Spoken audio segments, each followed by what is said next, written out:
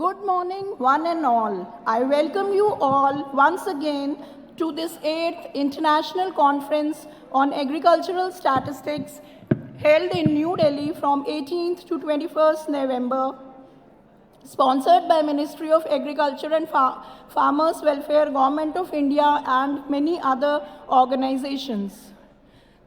I welcome you in the plenary session of 19th November. Today, the session is on needs for timely and accurate agricultural statistics. The chair of the session is Mr. Carletto, Manager, Development Data Group, World Bank, Washington, USA.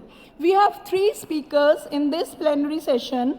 The first speaker is Mrs. Vasundhara Mishra, Special Secretary, Department of Agriculture and Cooperation and Farmers Welfare, Ministry of Agriculture and Farmers Welfare, Government of India. She will speak on data demands and technological solutions for generating timely and accurate agricultural statistics. The second speaker is Mr. Praveen Shrivastava, Chief Statistician, Ministry of Statistics and Program Implementation, Government of India, New Delhi. The third speaker is Mrs. Purvi Mehta, Senior Advisor and Head of Agriculture, Bill and Melinda Gates Foundation. So now I would request the chair and the speakers to please come on the dais. Mr. Gero Carletto, Mrs. Vasundhara Mishra, Mr. Praveen Shrivastava, and Mrs. Purvi Mehta to please come on the stage.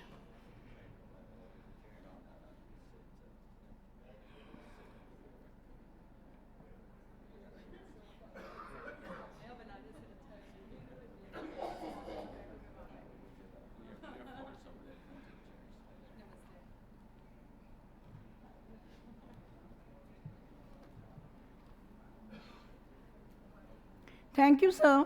Now I would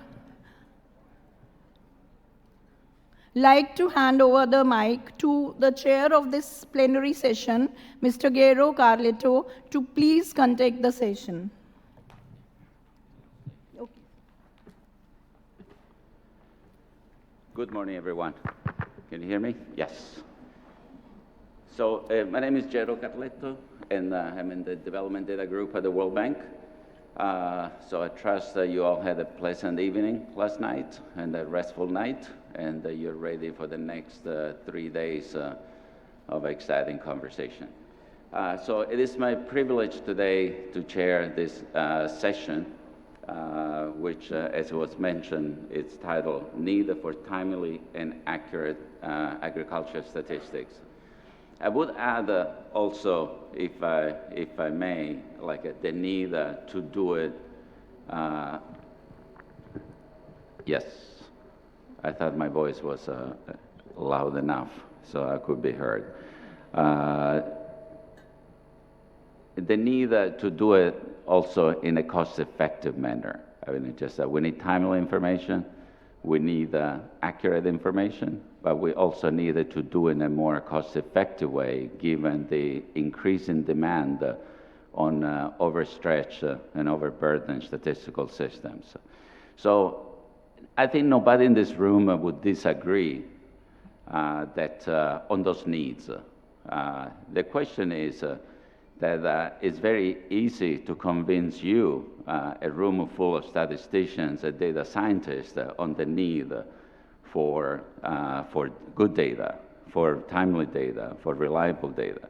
The problem is we need to do a better job at making a case to people outside of this room, particularly to people outside of this room with a wallet. And probably this is our task moving out of leaving this room. So over and over again, there are plenty of evidence that shows that growth in the agriculture sector is more effective, has more impact in reducing poverty, and reducing extreme poverty in particular. So the evidence is there that shows that. The question is that we need to make a better case. We need to make a better case that the right data to guide investment and policy is central to tackle poverty, promote growth, and generate employment. So the evidence is there, but we need to make a better case for that. So as I was saying before, the demand for data, it's obviously increasing, and the data landscape is in continuous evolution, or as somebody would say, in continuous revolution. So, so we have many challenges, but I think we have even more opportunities, which are offered by new technologies, by new non-conventional data sources. We talked about it yesterday at length. Opportunities offered by more advanced statistical methods, but also opportunities offered by the available data, because often we focus on the more data, but not enough on making a greater use, a better use of available data. So the question is, the real question to the panel today is like how to address this challenge, how to exploit, how to harness these opportunities. But more importantly, I'm hoping from the panel that we will start entering in the solution domain. So to propose solutions which are rigorous, which are scalable, but equally importantly, that they are equitable. So the data revolution or evolution, whichever way we want to call it, presents lots of opportunities, and we tend to focus on the opportunity, but presents also some risk, because some risk of leaving countries behind, or leaving some marginal groups behind. So we need to make sure that these opportunities are harnessed in the proper way. And in the search for these solutions, who better than the panelists that we have here today. So I will let them give us some guidance of where to seek these opportunities and what the possible solutions are. Just very quickly on the housekeeping, I will be given the fact that we have started late. So I would suggest to give 15 minutes per presentation. This way we'll have ample time for questions and answers from the floor. So without further ado, let me introduce quickly the first speaker, Ms. Vasudha Mishra, who is the Special Secretary from the Department of Agriculture, Cooperation and Farmer Welfare from the Ministry of Agriculture, Cooperation and Farmer Welfare. She will speak to us on data demands and technological solutions for generating timely and accurate agricultural statistics. Ms. Vasudha, please. Yes. As you wish. And we will take questions at the end of the three presentations. Thank you.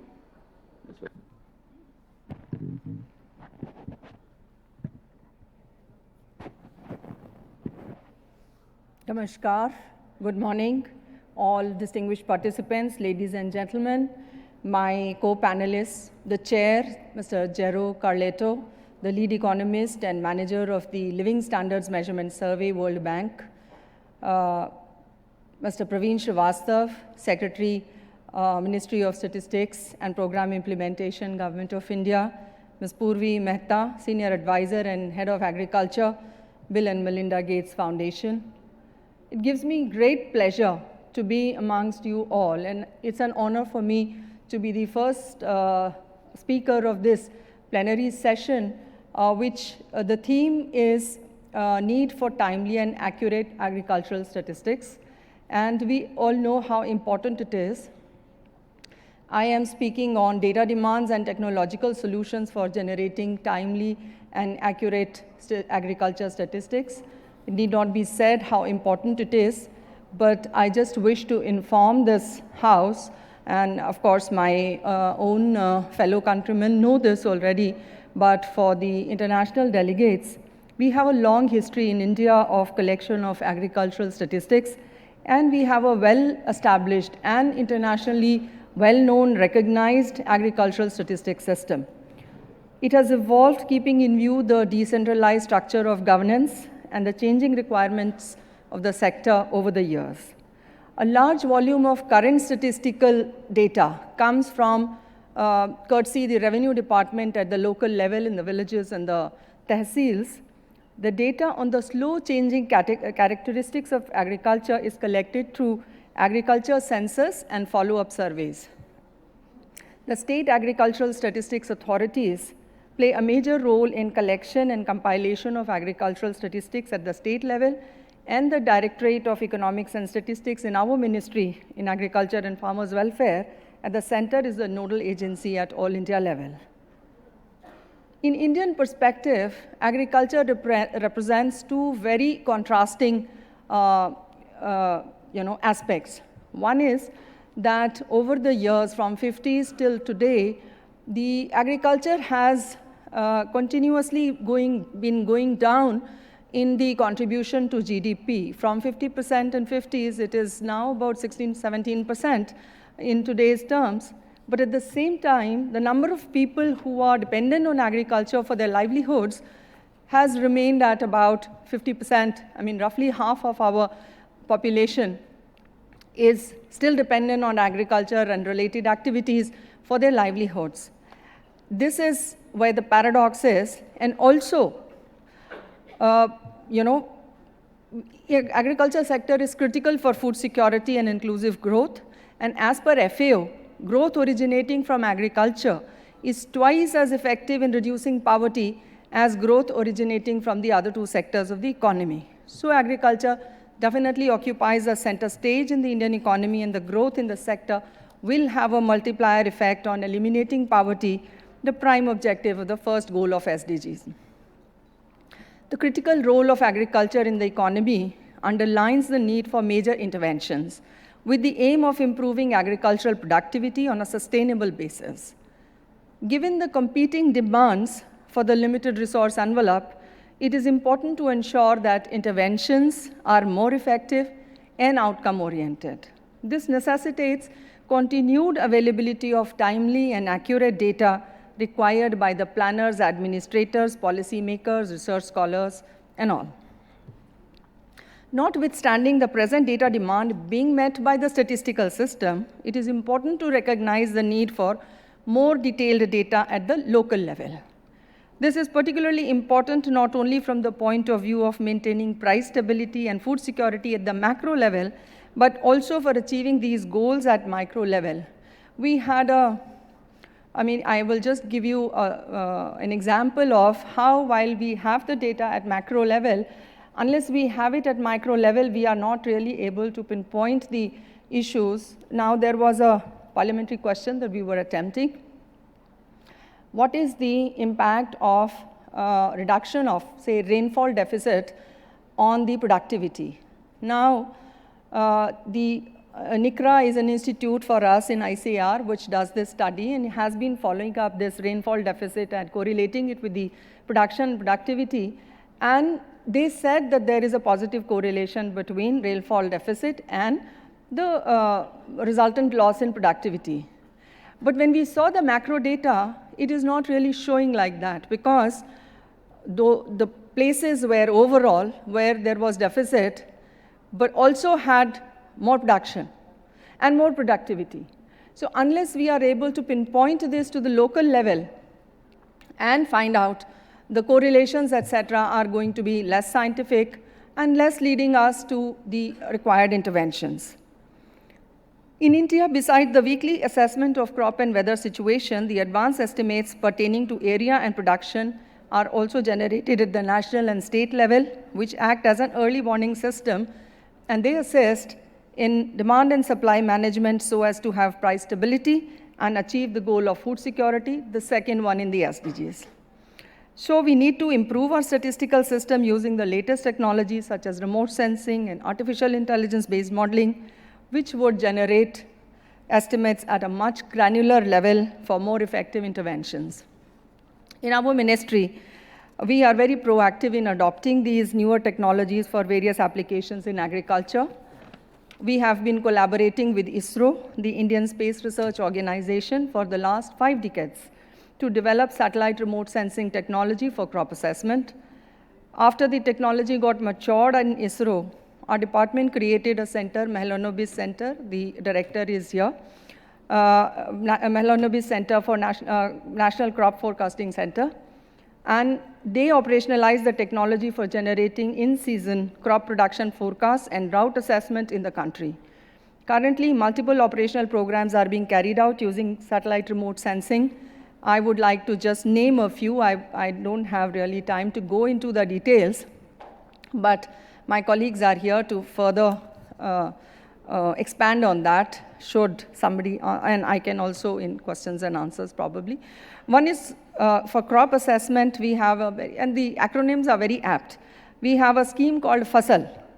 FASL means crop, and FASL is the short for forecasting agricultural output using space, agrometeorology, and land-based observations, under which we use satellite data for providing pre-harvest crop production forecasts for 8 major crops: rice, wheat, cotton, sugarcane, jute, rapeseed, and mustard. And in Rabi, Jawar and Rabi pulses. These estimates are generated at national district level, and these estimates help us in improving the quality and accuracy of Government of India's crop estimates. Then there is another one, again very nicely named, Chaman. This is horticultural crop inventory. Chaman, as those who understand Hindi and Urdu know, it's a garden or an orchard.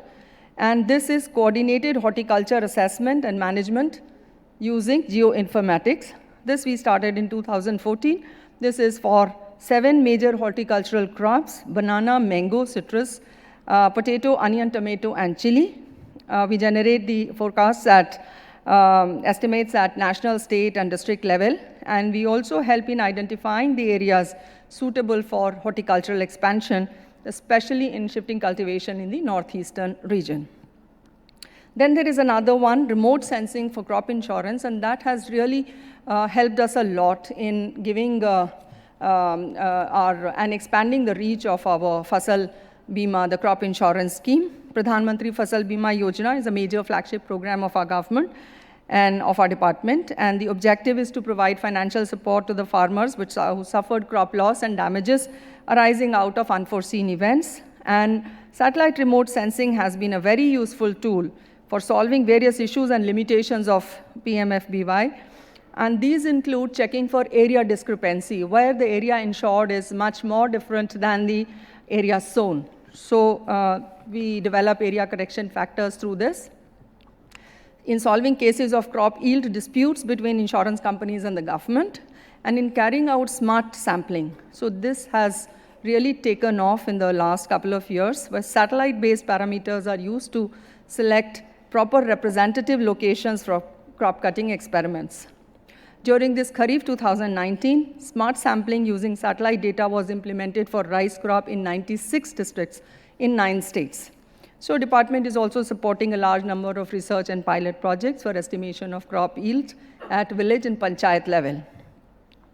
Friends, I would like to mention that government's price policy for major agricultural commodities seeks to ensure remunerative prices to the growers for their produce, with a view to encouraging higher investment and production, and to safeguard the interests of the consumers by making available the supplies at reasonable rates. The price policy also seeks to evolve a balanced and integrated price structure in the perspective of the overall needs of the economy. Towards this end, government announces MSP, the minimum support prices, for 22 mandated crops, and FRP, fair and remunerative price, for sugarcane. Government also procures crops through designated nodal agencies when prices fall below MSP. And of course, the farmers are free to sell their crops at MSP or below or above whenever where there is no need for procurement, because market prices are stable and remunerative. So to monitor price stability, my department provides necessary market intelligence to the government as involved in collection, compilation, and dissemination of data, information on prices, wholesale, retail, farm harvest, and international prices of important agricultural commodities. Wholesale prices of 176 selected agricultural commodities from 719 market centers spread across the country, and retail prices of 46 food items from 87 market centers are collected and compiled on a weekly basis. Weekly wholesale prices of 109 agricultural commodities from 237 markets spread across the country are provided to the Department for Promotion of Industry and Internal Trade, Ministry of Commerce and Industry for preparation of monthly wholesale price index. We have also embarked upon, as many of you would know, the path of doubling farmers' incomes by 2022. Because we all know farmers, at least in this country, are the most vulnerable segment of the society in terms of income and livelihood support.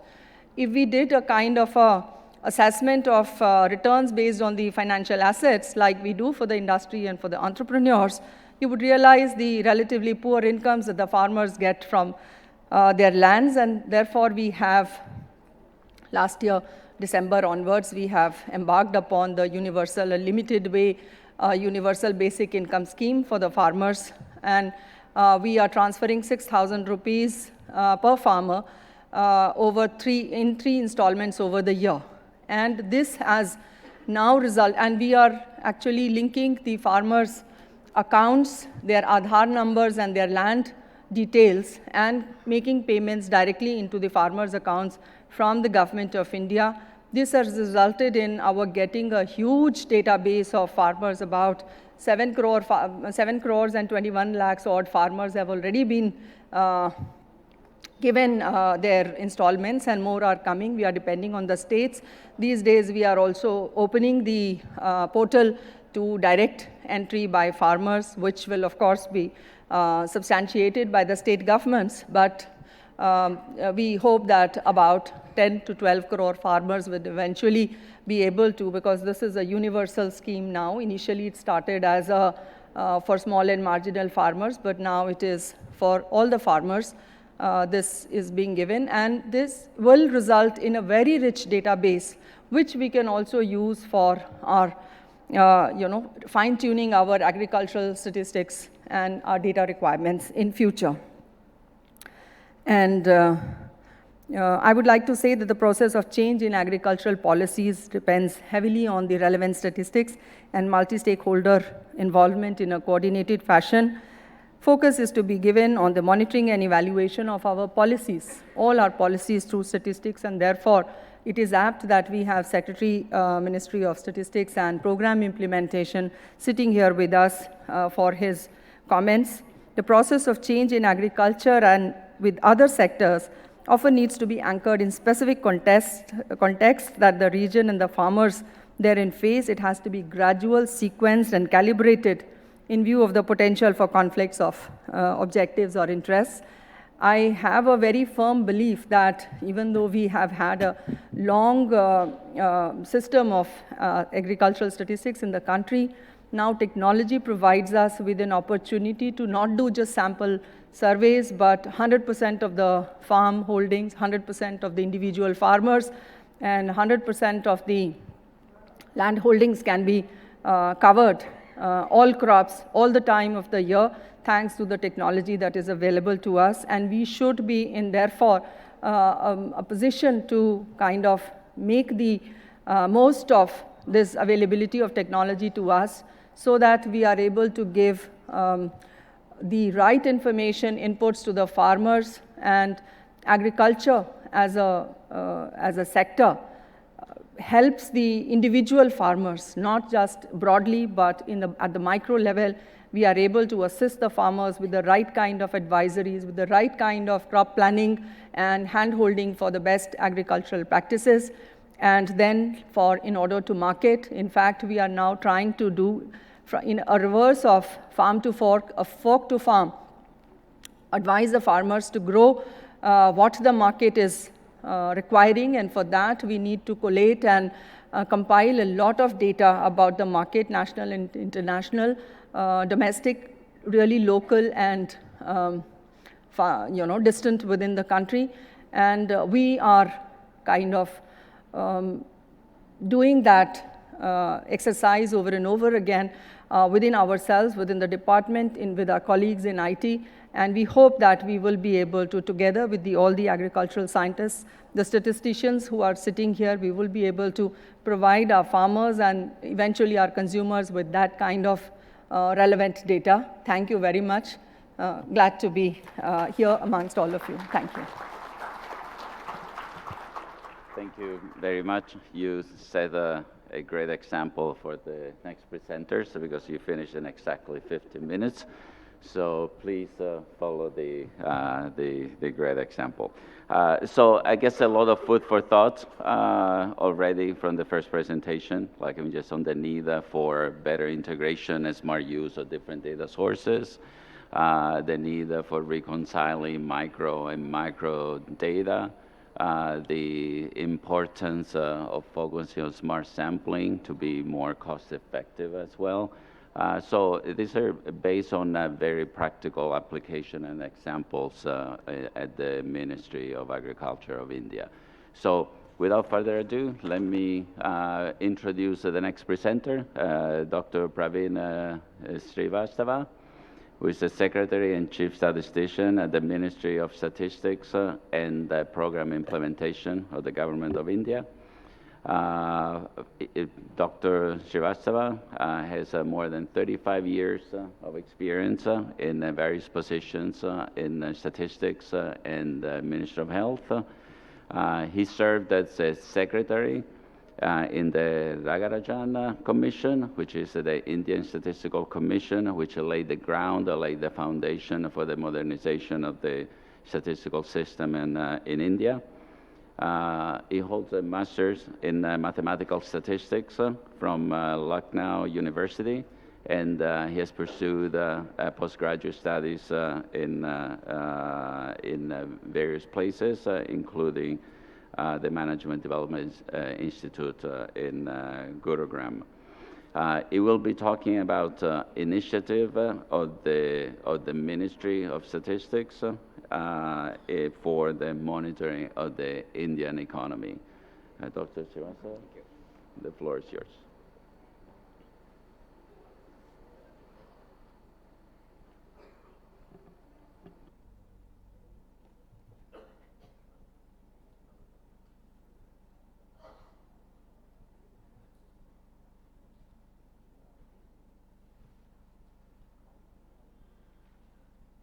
Is it on?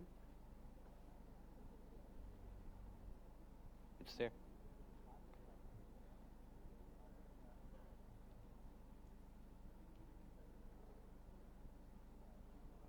Slide showing?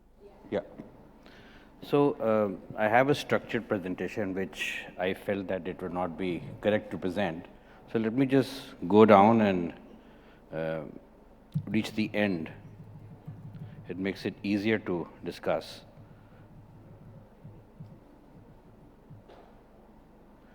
See, agriculture in the Indian economy is important. My previous speaker talked about the importance and the dependency of agriculture to the Indian economy. You can see that the graphs show that the share of the agriculture in the GVA, the GDP, is going down, but economists say it's a good sign. It is a good sign because as you develop, you'll have more contribution from the manufacturing and services. As far as India is concerned, we follow the traditional trajectory of how an economy should develop. One of the key concerns, which I was trying to pick up the strands from yesterday, was the amount of workforce, the labor force that is involved in the agriculture sector. Even today, roughly about 50% of the labor force is involved in agriculture in various capacities, either as a farmer or as a laborer or whatever. So now this poses a huge challenge. Traditionally, when we capture the crop production and the yield and the acreage, all of that has been traditionally being done through either the revenue authorities or the crop cutting experiment, which used to give you estimates. Now, these are destructive tests, and as the predecessor was talking, technology has enabled us to shift from traditional sampling methods to smarter sampling methods, and I think it's an important step. The challenge still remains that the statistical system in India is highly decentralized not only at the national level, at the state level, at the district level. So what happens is you have about 750 odd districts below the states, and for any other country, each of those districts is like a country in themselves. The systems we lay down, the processes we lay down, but still somehow the data doesn't flow. And there's a lag. There are reasons for lag, because agriculture is one area where people want to reduce unpredictability, but somehow there is a dependency on the weather, the climate, pollution, so on and so forth, and it does affect your production and output. So how does a statistical system face these challenges? Well, as I said, being a decentralized system, there are advantages, but the demands on the system, on the statistical system in particular, is that everyone wants timely information. And what's happening today is you have a huge amount of information flowing from various authorities which are governmental, non-governmental, private, international, and it poses a further challenge on the system, because who is right? No one is actually right, because there are different shades of truth, and it's a question of what shade are you measuring. What usually happens is that you look at the data, you go for the headlines, and don't go into the insights. Now, the statistical system in any country, whether it's India or any other country, faces these challenges on a day-to-day basis. In fact, we were having a conference with the state governments just last week, and one of the panelists was talking about a statistician actually being a data warrior. I go one step further. We talk about data as the new oil, but oil does not lie free. You have to extract it, mine it, process it to make it usable. And that's where the challenge where the statistician faces. It's not easy. You are actually expected to look at various insights right from a household to an individual, to what he's doing, to what he's not doing, how is he contributing to the economy, and there will be degrees of errors and margins which you lay down the assumptions, but people don't read the assumptions. They look at the headlines. And as a result of which, technological interventions in the statistical system is immense. A lot of countries have done wonderful work. We talk about prices. People have done web scraping. People talk about jobs. They do web scraping there as well. Can you imagine that people are just browsing the internet, looking at the jobs being posted by various institutions and say, these are the number of jobs created? Very easy to say, very difficult to capture if you want to say how many jobs have been created, in which sector. So the government needs data for policy making. And if it's not timely, it becomes difficult to justify that what happened 2 years back and you tell today, it doesn't make sense. So our ministry has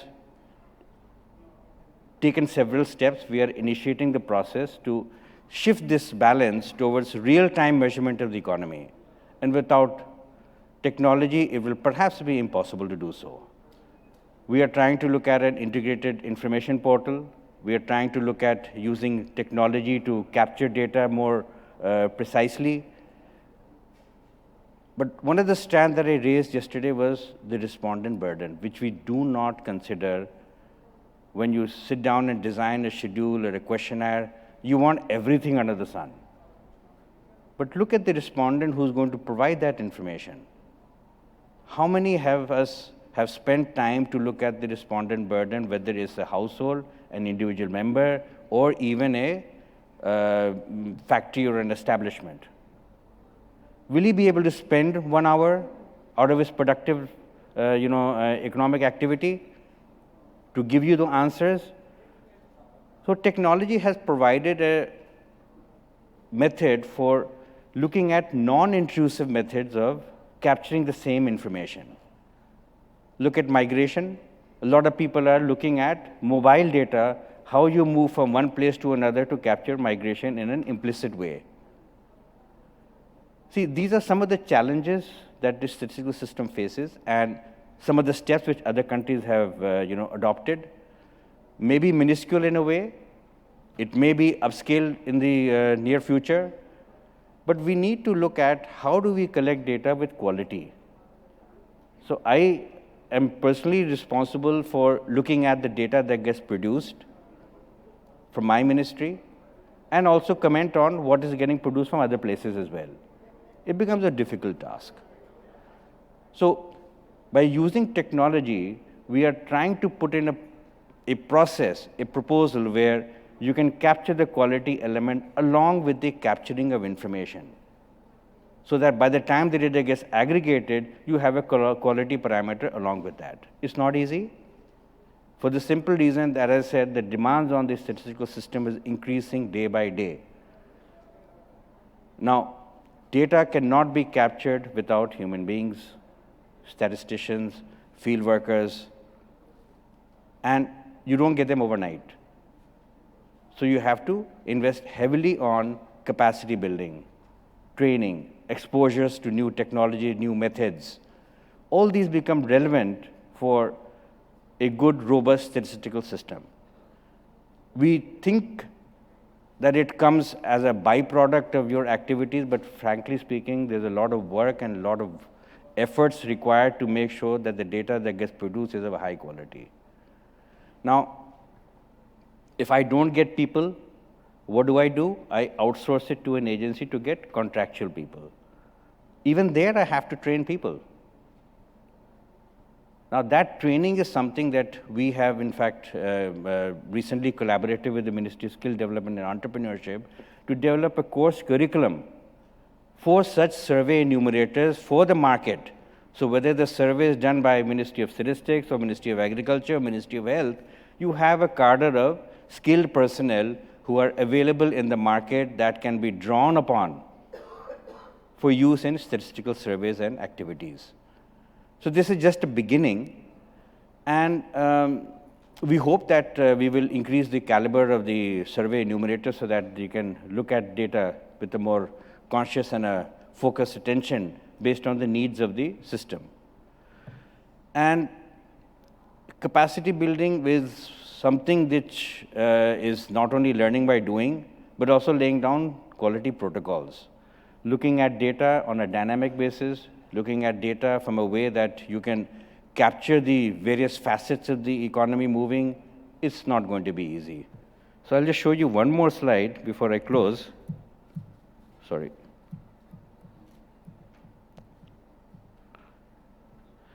This is just to give you an illustration of what we are proposing. Data are usually collected either from censuses, survey data, administrative sources, and the new alternate sources that are coming in through the advancement of technology. Now, using an integrated approach, we hope that we will be able to measure the different dimensions of the economy in a way by leveraging technology so that the data that gets produced will be helpful for decision making and for research to improve the entire process. All these become important, especially if you want to measure something in a real time. Real time actually means that I should be able to take corrective action at a time when I can influence the outcomes. It's an immense task. So we are looking at strengthening the institutional framework that we have in the country, looking at technology and infrastructure, and human capital management will perhaps be one of the prime focus that we are going to put our energies towards. Right. Thank you.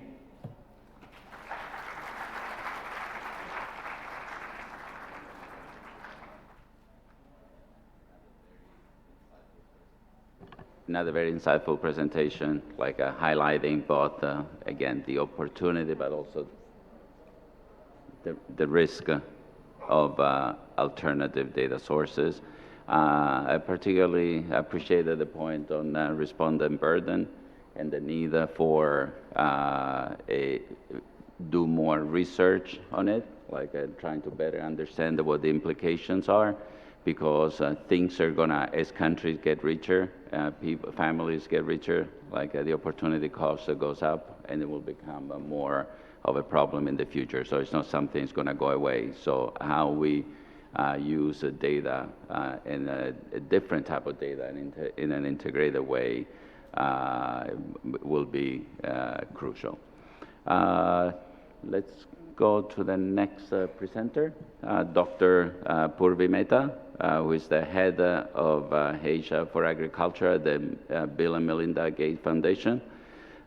Previously, Dr. Mehta has worked in the CGIAR as head of Asia for the International Livestock Research Institute, ILRI, as well as a head of South Asia Biosafety Program at IFPRI. She's on the board of several organizations. It's a long list, so I will just stop there. She's also an honorary professor at Ahmadi University in India, as well as a visiting scientist at Cornell University in the US. She's author of 2 books and more than 50 publications. And she has pursued graduate studies up to the PhD level at several institutions, including North Carolina State University. She will be speaking about revising efforts in agricultural data to make them not just farm, but also farmer-centric. The title is very it sparked curiosity. I look forward to hear from Dr. Mehta. The floor is yours.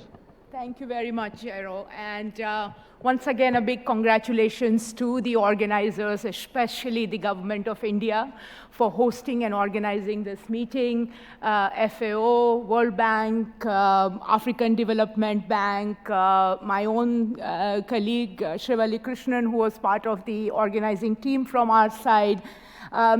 Thanks especially not just for hosting this meeting, but for the theme of this conference, which is to talk about agriculture transformation and not just agriculture growth, and focusing on agriculture data utilization and not just on the data collection. So I think that's what makes this conference very unique. And the fact that we had such large number of policymakers attend this conference, I think it's because of the emphasis on new ideas that will transform agriculture, and I think the utilization for policy making. So congratulations for that. Jero, as you said, I would like to talk a little bit about the kinds of data that we as a system look at.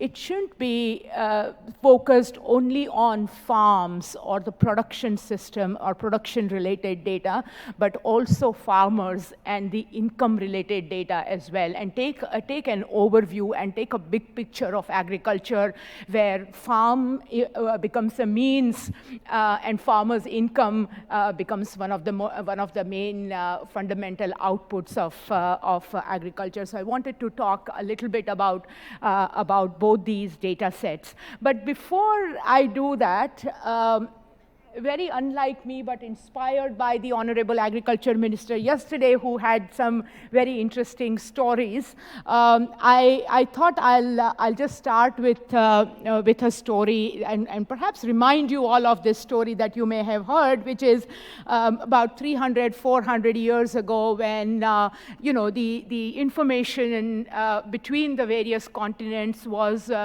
flowing at the very minimal rate. There were no TVs. People didn't know the other continents' animals. There was an elephant that landed in, let's say, Canada, and nobody had ever seen an elephant before. People were trying to figure out what this thing is, and people who saw it from the tail side thought it was a big rope. People who saw it from the leg side thought they were some kind of big poles. People who saw the ears thought it was some kind of a hand fan. No one took the holistic view to recognize that this was a large, live animal that has landed on our planet. And I often, when I see the data discussions, I often think of this story because I feel, we all have many, many different vantage points to this whole subject of data. People who are in the public sector, for them, data is extremely important, as my previous speakers, who are very, very senior policymakers from the government of India, spoke about how important data is for them in terms of the evidence-based policy making. If you see the private sector, the entire market analysis, market functioning, market performance measurement is based on the data that they collect and they look at, right? If you look at people like us, the development agencies that Jero, you and I both represent here, for us, data is at the crux of what we do, why we do, where we do that, and to monitor our interventions, right?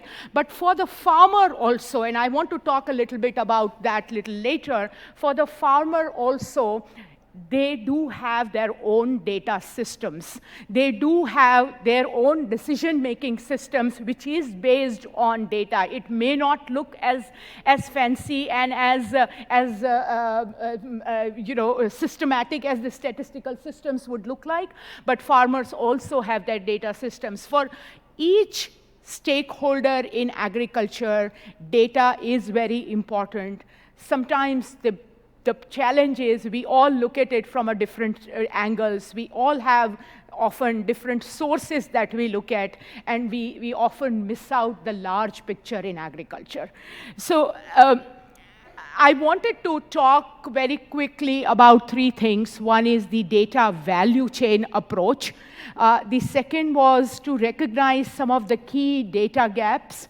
And the third was I wanted to bring one concrete example of how all these data value chain approach, data gaps could come together for policy making. So I just wanted to do these three things.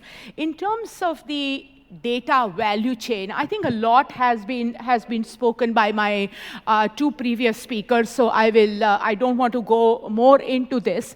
But if the entire data system, if you look, just the way agriculture value chain is becoming a very important aspect, and we look at from input supply to consumer, the entire value chain, the needs of the data, the systems of the data diagnosis, design, data report, and data interpretation, and finally the data utilization by whoever could be the public sector, it could be the private sector. It is an extremely value-chained approach. There are some major challenges in terms of capacity. Mr. Shrivastava, you mentioned about the capacity gaps. There are some major challenges. If the capacity at national levels in most countries across this data value chain varies from which part of the value chain we are talking about. Generally, the capacity is much more in data collection and very limited in terms of data interpretation and data analysis. The government of India, for example, spends something like $360 million on agriculture data. If we see all the ICAS centers, Ministry of Agriculture and so forth, it's a substantial amount of money. It could be perhaps a little more, considering that we are spending over $18 billion a year on agriculture. But 300 plus million every year on data-related issues in agriculture is a substantial amount of money. Close to 70% of that entire spend on agriculture data is dedicated towards data collection. And close to 85% of the field staff out there is also focused and concentrating towards data collection. So that's a very important, because we kind of, that often comes with some kind of an opportunity cost on data analysis and data interpretation. So data production, data collection as a means, again, and not as an end, is something that this value chain reminds. The value chain approach also reminds us, which both my previous speakers spoke about, is the timeliness of data. And therefore, the real-time sort of upgradation of this value chain throughout its various actors will be extremely important in this case. But one of the things that we need to also see is most of the data utilization, especially for policy making, is done by using public sector data. There are systems such as the Government of India's own system, which is, as we heard yesterday, an extremely strong and robust data collection system. Absolutely no doubt about that. Across developing countries, any policy-related data decisions are predominantly based on the data sets that are available with the public sector. We need to realize that a very similar data value chain exists also with the private sector. There are a large number of, very interestingly, as I said, out of the over $18 billion spend, the Government of India spent something like $300 million. 2 years ago, India's agri-startup analysis, when it was done, startup companies, which has hardly any money as compared to the government spent and things like that, close to 26% of their total money was going in data. Because this is their market analysis. This is where they are going to find out how they are going to spend, where are they going to spend, what are their customer base, what is their performance, and so forth. So similarly, if you see at the village level also, and Ms. Mishra mentioned about the village level data, the agro dealers at the village level, they maintain a huge set of data. And this is true not just for South Asia. This is very true for various countries within Africa as well, where the agro dealer network serve as a sort of extension mechanism at the village level and have some very, very rich data set. So large companies, small companies, startup companies, agro-dealer type network, all of these have their own data sets. How do we leverage upon that is going to be very, very important in this whole thing. But the third data set that I wanted to remind us all is also farmers' own data set, which we hardly speak about. And farmers' data need across their production value chain is from at every point of the value chain, the farmer has a data need. The farmer's decisions, even if they look informal, quote unquote, they are based on very robust data, especially, for example, the seasonality data, the data which takes a decision on what crop to take up cultivation is based on their past year's experience on the performance of the past crop and so forth. So the farmer has various data needs across the value chain and also their own way of looking at those data systems. And very interestingly, there are several things that is happening already.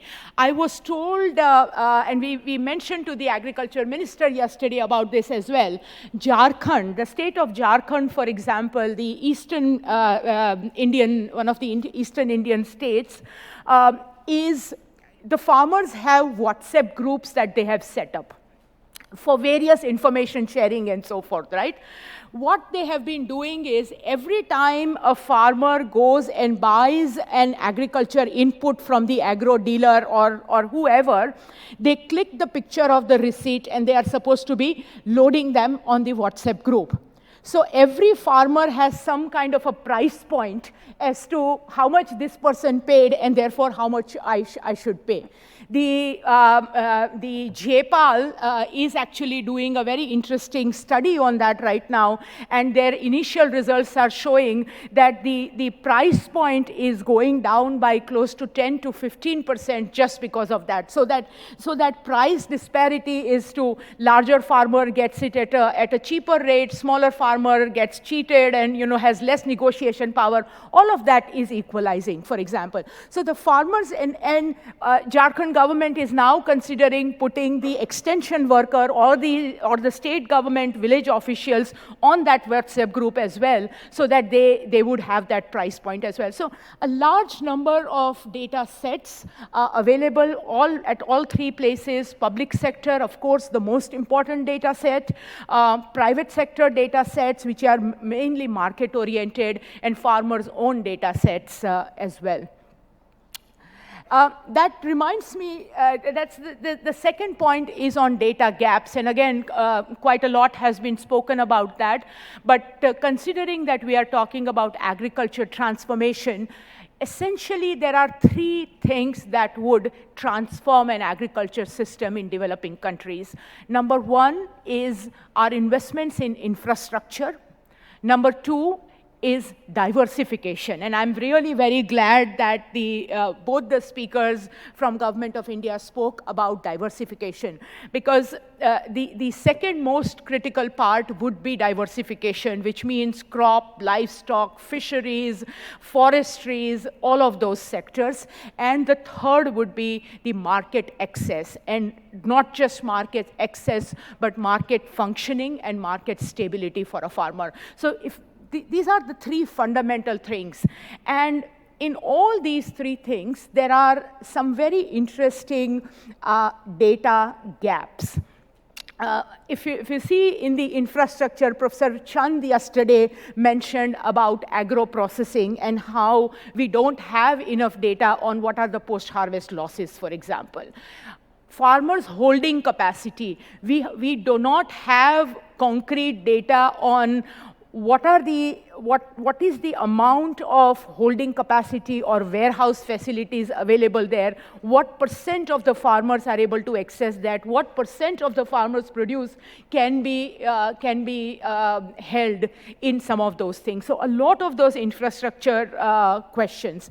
But in diversification, while on one hand we say we have a large number of data but most of our data, and I can speak for this country, and I say this as the citizen of this country, is most of our data that we have in agriculture, most of our knowledge that we have or evidences we have are limited to about 10 agriculture commodities. We have very good data on rice, we have good data on wheat, we have good data on some of those commodities. In many of and most of the other commodities, we have very, very limited data. You were mentioning about the livestock sector, for example, Dr. Shrivastava, 4.8% growth and so forth. Apart from the dairy sector and apart from especially the cooperative and slightly organized dairy sector, there is very limited data. So within the diversified commodity, we have very little data.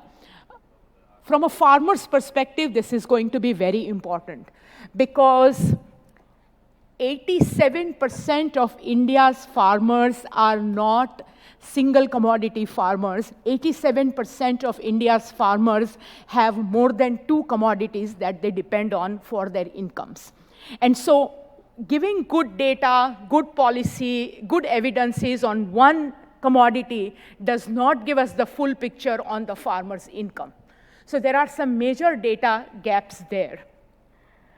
in terms of the market, one of the, it was mentioned several times, the Green Revolution yesterday. One of the fundamental things about Green Revolution is a very concrete goal setting that we had as to this is our actual yield right now, this is our potential yield right now, this is the gap, and this is what I want to achieve, and therefore, let's get anything that needs to be done in the system to achieve that goal. India now, thankfully, and congratulations to the new government, has now created a new goal which is towards farmers' income, which is an extremely important goal. But we have very, very limited baseline data on what is the farmer's income in various states. We have very limited of that right now. We have a figure which is $1,350 US per year, lots of variation in that. So what is the potential income of the farmer right now? What could be, where do we want to go? And therefore, what is it that we need? So there are some major fundamental gaps in that. So, there are about 600 Earth observation satellites moving around the planet right now as we speak, and they generate something like 6.4 terabytes of raw data information every single day. So there's a huge potential of technology and all that. But the question now will be, where are these going to be used? How do we analyze that? How do we interpret that? And how do we put that to use? So I think those are some of the, while on one hand we may have a lot of data, let us also remind ourselves of some major data gaps that we have in various aspects. I just wanted to quickly give an example, and Mr. Saurabh Garg, who leads this program with the Orissa government, is going to be here in the afternoon, so he will talk more about this. But how these farm level, farmer level, public sector, and some of the private sector data comes together. Orissa government has set up this system, which they call it as agriculture dashboards. We, as Bill and Melinda Gates Foundation, are in a very small way associated with that, but it is the Orissa government's own program, and a very impressive program how they are looking at various data, creating that algorithm to interpret those data. And they call this as the decision support system. Jero's reminding me that I have 3 minutes, so I'm going to go fast, but please do attend Dr. Saurabh Garg's presentation in the afternoon. He is going to talk in detail about this. But essentially, if you see, the data system basically does unification. So the landless farmers of the state, who were almost never part of as beneficiaries of the agriculture schemes, now have come to the scheme beneficiary list because of the unification and because of the identification of the beneficiary that the dashboards created. It has created systems of reviewing the entire extension system, the entire pest management system of the state, and that entire thing has been now built into what the state calls as the revised agriculture policy of agriculture, or KALIA, which was mentioned yesterday as well. So finally, just to remind, leveraging upon different data sources, capacities across value chains, interoperability between the various data sources, the federal, state, regional approach, especially in transboundary areas such as climate, such as disease surveillance, and so forth, and focus on quality of data and not just the quantity of data would be very important. So at the end, I will again remind that data as the new oil. The Economist economist in 2017 called data as a precious commodity and called it a new oil. But I think how we use that oil to sort of oil our systems and run our systems is going to be a shared responsibility. Thank you very much. Thank you, Purvi. Of course, yeah, I was very intrigued by the title, because it's obviously music to my ear to think about how we move from farmer to farmers, how we move from measurement to understanding of processes.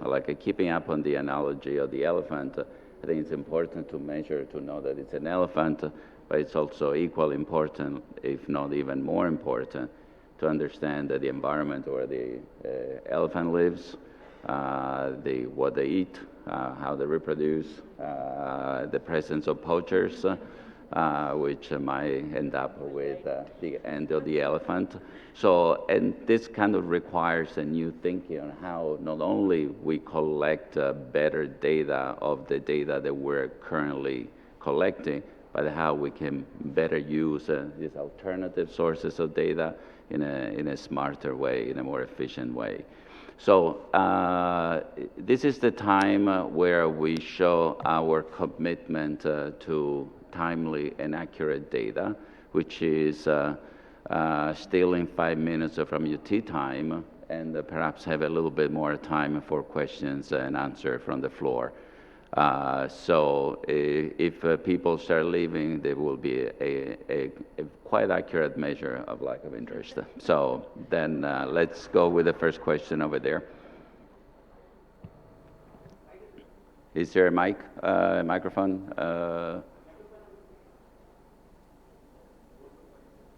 There must be a microphone. Is there a microphone? Moving microphone? While they're working on it, can you speak very loud, and then maybe I will. Sure, please.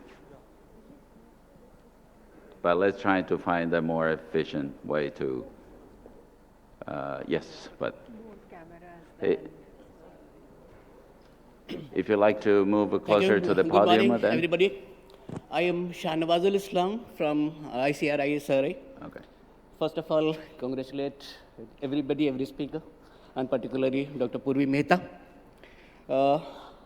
Here my issues is that all of us are aware that our farmers are mainly the losers. Recently, I was going through an information, like for example of orange market in Nagpur. Farmers are selling it on just 20 rupees a kg, and we are getting it at 100 rupees kg.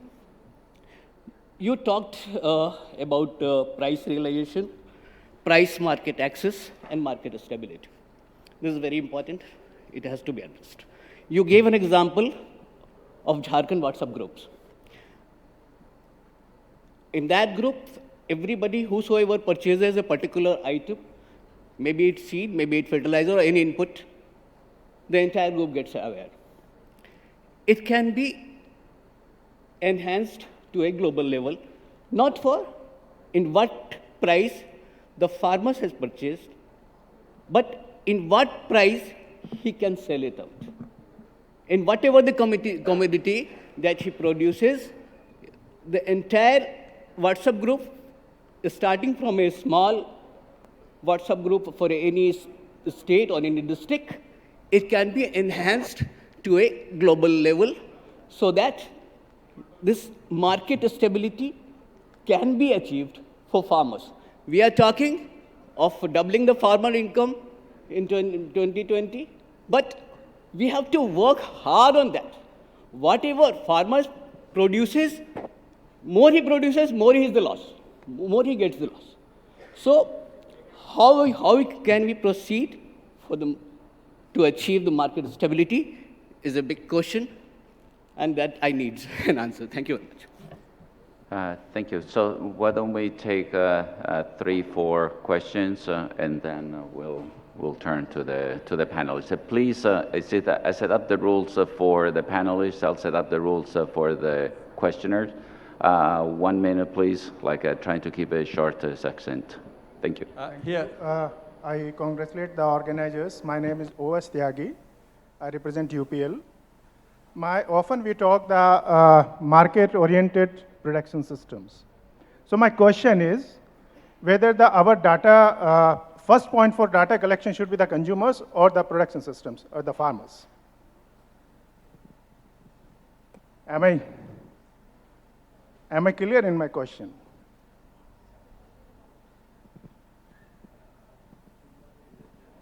Yeah.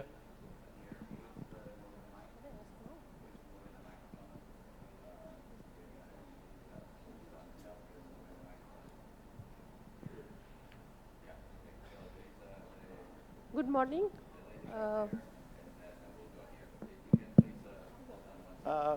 My query is to the Madam Secretary about providing timely information. You see, as you mentioned about the digitization of the agricultural holdings, there are around 120 million agricultural holdings in our country. I have seen in some of the states like UP, Karnataka, and Odisha, these has been computerized. My worry is about providing estimates of total area under crop as well as total production, food grain production mainly. As of now, these total food grain production, these estimates are provided at a gap of around 12 months or so for a particular agricultural year. Now, one of the question is, having digitization, all the land holdings, everything, around 140 million hectares, what about putting crops grown during Kharif as well as Rabi? Because these has to be transferred, once recorded into the Khasra register and then transferred to the digital system. That takes too much of time. So about that timely gap of providing these two estimates, total area under crop as well as total food grain production, 283.35 million tons for agricultural year 18-19, which is, I think, third advanced estimates provided by DES. I don't know how to reduce this time gap, please. Thank you. There's a lady back there. Nilabja Ghosh from Institute of Economic Growth. I cooperate in this, in setting up this data. So these are quantitative aspects, but being an economist, I have a totally different question, which I think are mentioned less in the data system. This is about the real income of the farmers. Okay, what is the profit we look for that data, but there are spendings on health, disaster. This government fortunately is giving attention to it. So those other aspects are also there. So I think we should take into account those things, the difficulty and the kind of work. Nowadays, these younger farm members, they don't want to work in agriculture. So it must be difficult or uninteresting. So what kind of manual processes or machines they use, so that also has a cost. That's economic cost that may be also estimated in some form. Thank you. Thank you. So we have 1, 2, and 3, and then we go to the panelists. Unfortunately.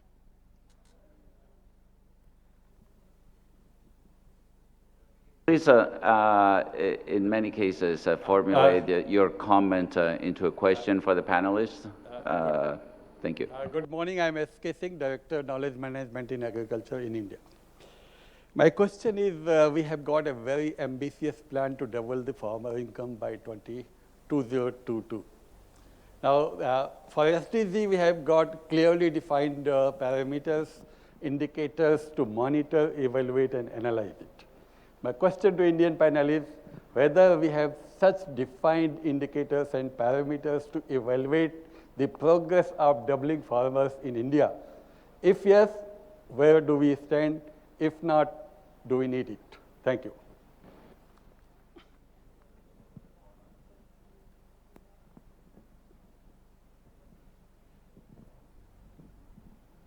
Good morning, panelists. My name is Hunar Broad, and I am a farmer's son, and I'm working on an app called Apni Kheti, wherein we address farmers to how to reduce their expenditure on day-to-day the the operations that they do.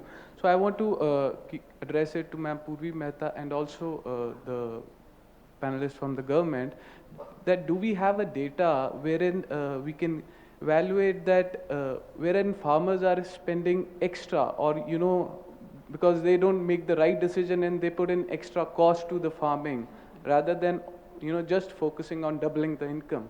So that's where I want to address two questions, to the panelists. Thank you so much. Take the last question here, and then we'll go to the panelists. Be ready. Morning. I am PC Bodh, advisor in the Directorate of Economics and Statistics, Ministry of Agriculture and Farmers Welfare. My question is addressed to Ms. Mehta. And first I have a little observation, then I'll pose the question. When I came here, seeing a title of the discussion, I thought when reading that, not farm, but farmer-centric agricultural data, I thought she would throw light on some other issue than this one that she discussed. That is maybe using the data available with the farmers' own resources. But to my mind, one important area of concern is in such mechanisms as where we try to come out with data for making a decision on market price support for the farmer against the imperfections of the market. We tend to focus on only, farmers' input, farming input related things, considering farming as if it is an activity just centered around production of one particular crop, not considering this as a result of entire entity that is farmer family is. So I see that in FAO's way of doing things, basically they consider food as well as non-food costs of the farming, whereas in some mechanism they're just focusing on food or the crops production, crops economics. So can you kindly give your view on this? What should be the basically total, whether in today's in today's time when we are focusing on lots other things other than the farming itself, and the farmer is the farmer's family is the unit which is active in producing something. So what is your view on this place? Thank you. Perhaps we can start with Purvi, yeah? Since a couple of questions were directed directly to you, and then we'll go to the rest of the panelists. Yeah. So they will. Okay. Mr. Shrivastava has assured me that he's going to back me up. So I think the others were comments, so thank you very much for them. Very useful suggestions. Three specific questions that I wrote down, and let me know if this is.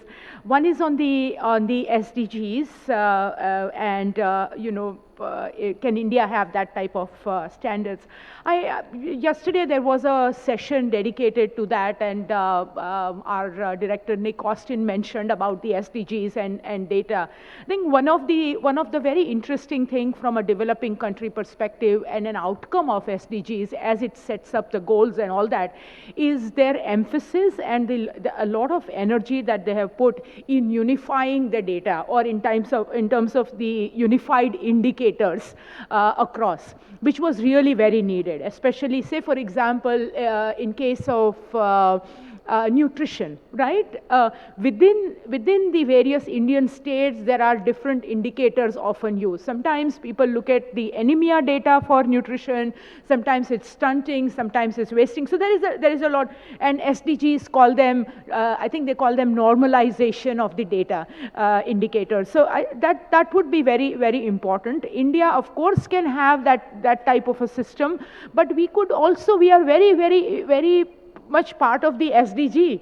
And so I think we could perhaps use those unified data and we perhaps, I'll defer to the to colleagues from the government of India, but perhaps we don't need a totally separate system from that.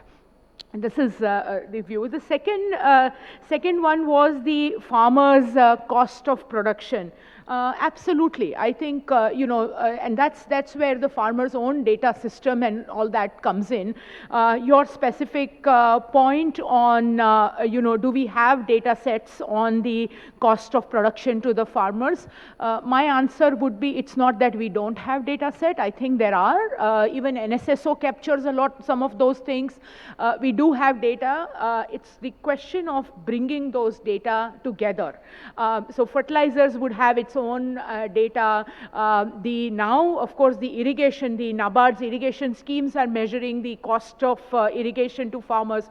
All of that needs to be brought together. One interesting thing would be in India would be, generally speaking, farmer-producer organizations have this now, as that's becoming new, they do have very good data sets that they've started maintaining. And so we may have less of that at individual farmer level, but some of these aggregated groups might have little more. But the Kalia system, for example, does look at the agriculture, the costing of production with several indicators such as the fertilizer use and efficiency as well. The third one was farmer versus farm family. I think that's very important, and that does recognize several data set. And just one example from that would be the huge data set we have, frankly, on what we call it as feminization of agriculture. Do we really know how many women are really doing agriculture as 100% activity? We have this data from pretty long ago, which says 73% of livestock work is done by women, 46% of the agriculture work generally is done by women. Are we underestimating that? Are we overestimating that? These are some of the questions when it comes to not farm, but farm family as a unit. So, yeah. Would you like to? I'd just like to supplement what Purvi had just mentioned. You see, no one likes unpredictability, and that's one reason why a lot of the data systems that exist aim to reduce that unpredictability. Farmers, it becomes more acute because they have to take decisions of sowing and then looking at how do they care for it and then be able to market it. Now what happens is that if you do a normal supply-demand analysis, like take a more living example like the automobile sector, you'd find that everyone would have done their market research and have found out that this is the demand. Now, if everyone produces with the same data set, you'll have an oversupply. And that, for a farmer in particular, affects his livelihood and his income. So, getting the data systems in place, you can only try to reduce the predictability in his decision making before sowing. And it's not easy. See, the moment everyone has the same data, there is no asymmetry, and everyone produces in the same line, and you are caught in a vicious cycle.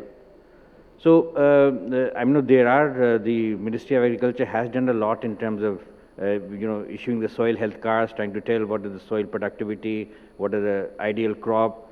But it's something that has to be, entrenched and enmeshed into the decision-making process of a farmer.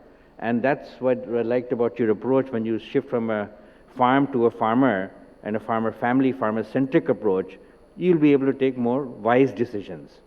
As far as the SDGs are concerned, yes, it's as I said yesterday, it is a platform which will help integrate these indicators in a way that globally we can all speak in the same language, which is not the case today. Even in India, we speak different languages across different states, but globally, the SDGs is an integrative framework, and all the indicator framework, the efforts that are going in for developing all those will actually help us understand how we make the planet more sustainable. Thank you. Thank you. One last word. So there were many questions, and there are long answers to most of them. I'll see what I can compress. There was a question about timely availability of information and the time lag between manual updating the data and digitization of the data, which is like not healthy. And I agree with you. What we are trying to do, I mean, I will just give you a glimpse of, we are trying to do some study with some private IT companies, and our Mehlanobi Center is involved, and we are trying to do remote sensing of how the crops are coming, what are the how it is sown, what is the crop health, what is the soil moisture, based on which the yields. And of course there is the standard system of first advanced estimate, second, third and fourth and final estimates. So we are trying to, for a couple of years, to match that with remote sensing and see whether the two correlate with each other. And maybe with a couple of years of doing this, we can probably abandon one or the other. So we eventually, I mean, in digitization, various states are at various levels. Karnataka has geo-tagged its land holdings. Entire land map of Karnataka is available. So you stand anywhere and you will be able to get holding of what is, whose holding is this and how big is the holding, and etc. So that kind of really paves the way for us sooner than later to be able to not manually populate the digitization data, but actually to auto-populate it based on the remote sensing data. So as of now, that issue of the timeliness of data availability remains, but hopefully in near future it will get kind of eased out. There was a question from IEG about the real incomes of the farmers. So our commitment is to increase the real incomes by by 2022, and of course the issues of spending of farmers on other than farm activities is there. So which we are trying to, and we hope that with this farmers database, which is Aadhaar linked, we will be able to analyze and interpret these data while at the same time educating these farmers and ensuring that they go to the to the right places, so that they spend less than what they would if they didn't know better. So about the farm expenditures also, somebody had mentioned, I think the farmer's son Hunar mentioned that there should be a mechanism of educating the farmer on how to reduce his expenditure. And I'm happy to tell you that in this 150th year of the anniversary of Mahatma Gandhi, we have started every block, at least one village, we will start with, based on their soil health card, what is the amount of fertilizer, which fertilizers and which combinations they should use, because a large amount of our wasteful farm expenditure is on excessive fertilization. So we are trying to do that in one village in every block of the country. We have 6,000 plus blocks to demonstrate the right use of fertilizers, and we hope that 10 to 20% of expenditure on that will come down, on fertilizers, will come down with that. We are trying similarly to educate the farmers on the pesticide application. We are trying to help them again in, I think, 600 KVKs all over the country, which is pretty much all the districts of the country are going to be covered. One village, each KVK, they will explain how to do integrated farming, where the costs can be reduced. So there is no better way than to educate the farmers, and technology is available now. Purvi told about the WhatsApp groups, and then similarly we are also, our agricultural officers, many states have put agricultural officers at the rate of 2 per village or 2 per panchayat in the areas, so that they are able to educate and they have the technology and all kinds of photographing your disease of this thing and explaining to the experts on the other end in Kisan call centers. We are trying to update the technology so that farmer is able to get timely, real-time information.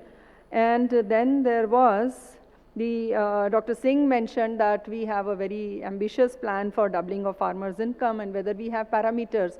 So I would suggest to you, sir, that of course the real details will be known and we have the parameters, and those things will come out in the agricultural census due in 2020. But even now we have some proxy indicators, and based on which we are continuously evaluating whether we are in the right direction of doubling the farmers' income. And I can assure you at this point I will not be, I think we've overshot the time. So to conclude, I would tell you that the analysis of the proxy indicators suggests that we are on the right track. Incomes have increased, though nowhere near doubling, but we also have time, and there is a gestation period that is required for any step that we have taken to bear fruit. But I can assure you that there are indicators, and you will, I think by 2020, we will be able to see what difference our various steps have made. About the market, there was a question from Mr. Rupi Tyagi that whether the consumers' data points have to be taken first or the farmers. So I would say it is a cyclical thing. So eventually, I mean, no matter which you take first, you have to take all of them, and preferably from the consumers. And I think Dr. Shrivastava mentioned that unpredictability of data for the farmers and the farm family is killing. But then, our problem is not really so much as availability of data as availability of evacuation options. So we are a huge country, we are a huge consumer base, all the countries of the world are vying with each other to use our market. We are not, so there is no question of farmers suffering because of glut, because of somebody mentioned that you produce more and you lose more. But then that is because we do not have effective evacuation systems, effective post-harvest technologies and management. We do all that. We will be able to, somewhere or the other in the country is willing to buy that produce, and the rates and our national agriculture markets, the rates are there. They are effective. We just need good assaying, standardized assaying laboratories at whether it is at the farm gate or the warehouse or the market, so that the producer at anywhere in the country knows, I mean the trader anywhere in the country knows where you are, wherever you are buying, you know that this is the quality. We need young entrepreneurs as agri-logistic providers like on Uber model, that so that evacuation of the same quality can be done trustworthily to wherever it is required. And I'm sure that we will be able to evacuate whatever our farmers. And the third thing is about the quality of our produce. So we are making all the emphasis we are giving in this in our department to ensure that the quality of the produce of the farmers is such that it has a demand. Somewhere or the other in the country, there is a demand. Thank you. Thank you very much. I will not abuse further your patience. You have shown interest in being here at 9 o'clock in the morning. You have shown your commitment in cutting on your tea time. So I will not make any attempt to summarize or to add any more to the discussion.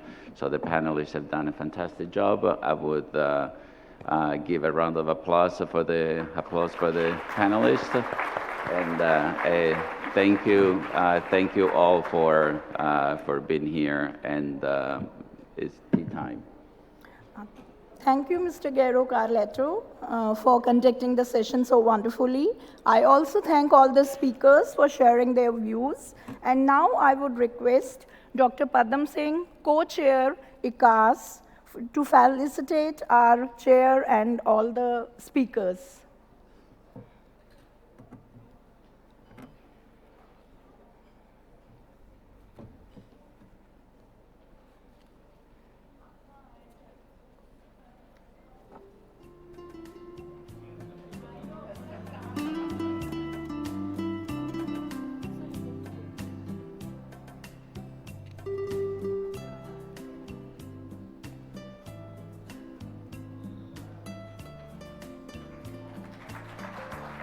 Huge round of applause.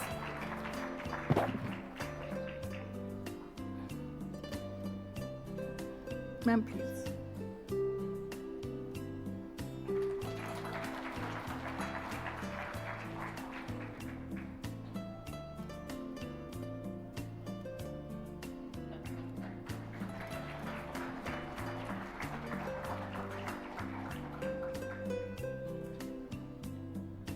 Now we have come to the end of this second plenary session of the conference.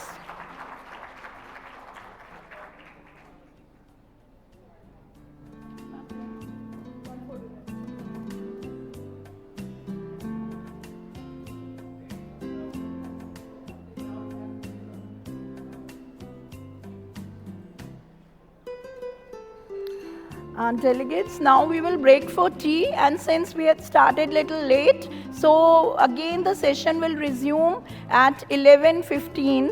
11:15. Now the concurrent sessions will be held in 6 halls. Hall number 1 session will be held here, and rest of the sessions will be held in hall 2, 3, 4, 5, and 6. So please choose the halls accordingly and be there by 11:10 so that we can start the session by 11:15.